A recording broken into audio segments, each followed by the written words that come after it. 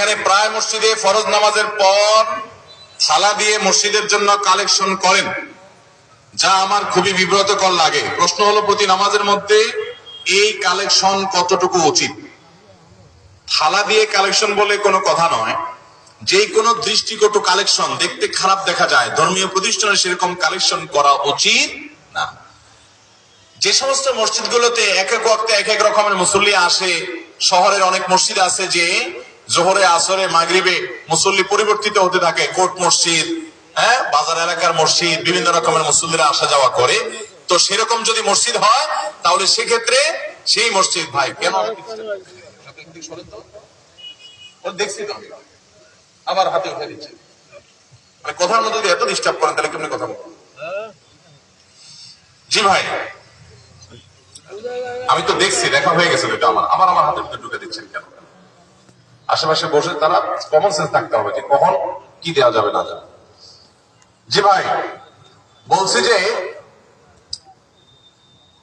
বাজারের যদি এরকম কোন মসজিদ হয়, যে মসজিদে এক এক ওয়াক্তে এক এক রকমের মুসল্লি আসে, সেই মসজিদে আপনি প্রতি ওয়াক্তে আপনি দান বাক্স দিলেন, যে মানুষ নতুন নতুন আসলো হতে পারে, তাও দান বাক্স দেওয়া উচিত। থালা দিবেন কেন ভাই? এটা দেখতে তো দৃষ্টি করুন।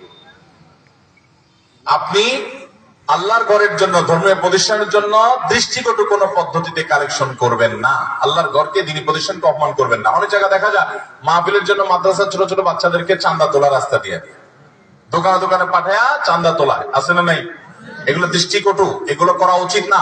আল্লাহর ঘরকে, দিনী প্রতিষ্ঠানকে অপমান করা হয়, এরকম কোন পদ্ধতি অবলম্বন করবেন না। মসজিদ মাদ্রাসা যারা পরিচালনা করবেন তারা দায়িত্ববান হতে হবে। অনেক সময় দেখা যায় সারা জীবন সে টাকা পয়সা ছাড়া কিছু বুঝে নাই, এখন মসজিদ কমিটির দায়িত্ব নিয়ে আসে শুধু কিভাবে টাকা কামাই করবে, দান্দা সেটা। হুজুরের বেতনটাও বাড়াই দিতে রাজি না, শুধু পয়সা কামাবে আর অ্যাকাউন্টে টাকার পাহাড় গড়বে।